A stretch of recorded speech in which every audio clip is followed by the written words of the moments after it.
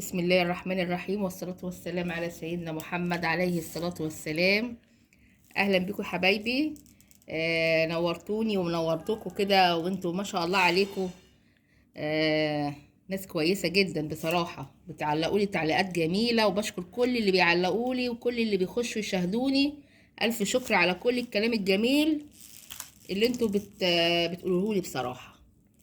النهاردة زي ما انتوا شايفين كده مشتريات الشهر، كل شهر وانتوا طيبين. طبعا الاسعار احنا عارفين كلنا، يعني مش لازم نتكلم، كل واحد عارف الاسعار في السوق نار. بس الحمد لله بنحاول على قد ما بنقدر، يعني ان احنا نجيب من مناطق اسعارها مهاودة شوية وعروض. فالنهاردة انا هوريكم عرض اللحمة وعرض الرز.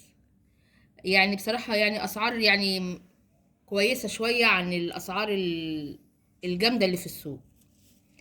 اول حاجة هنبدأ بيها البقالة.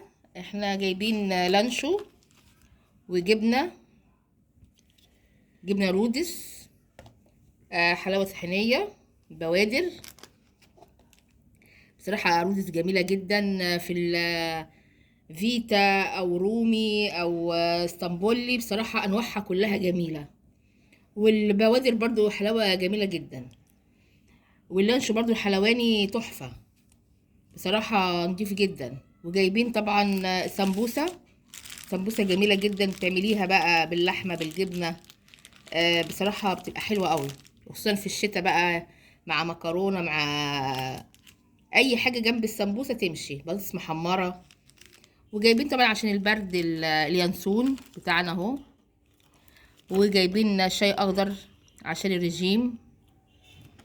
وجايبين النسكافيه، طبعا ده حبيبنا ما نقدرش نستغنى عنه في الشتاء. ونخش بقى على الايه، على الرز. الرز طبعا فيه نوعين، النوع اللي هو كيلوباتر ده جايباه ب17 جنيه. وده النوع بتاع التومين، ده ب12 جنيه. ف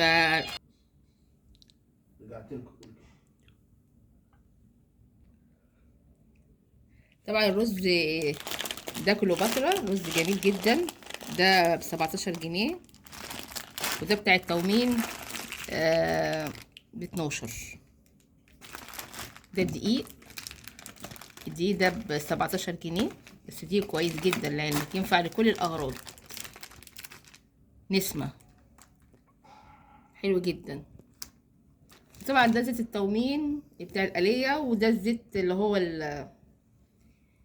العادي يعني. ده بقى ايه، برطمان عسل ابيض بالشمع بتاعه. بصوا الشمع بتاعه جوه جميل جدا، هفتحه لكم. بصوا الشمع عامل ازاي. طبعا العسل الابيض في الشتاء لازم، لان بصراحه بيقوي المناعه. وممكن تعمليه بقى فنجان ينسون بعسل ابيض الصبح كده، عشان اي برد اي حاجه، مناعه جميله جدا. وطبعا للشباب اللي بتروح الامتحانات في الجامعة ده جميل جدا. وطبعا هنعمل ايه، واللحمة بقى دي كبدة. طبعا انا جايبة اللحمة دي من عند السبكي. لحمته جميلة جدا بصراحة، واسعار حلوة يعني. يعني كيلو اللحمة ب160 جنيه، وجميلة زي ما انتوا شايفين اهي. ودي الكبدة برضو نفس السعر، ولحمة مفرومة.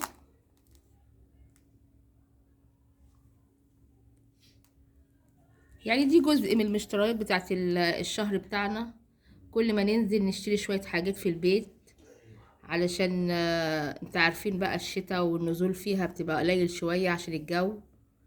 فدي من الشرايط اللي يعني يعتبر جزء من المشتريات بتاعتنا.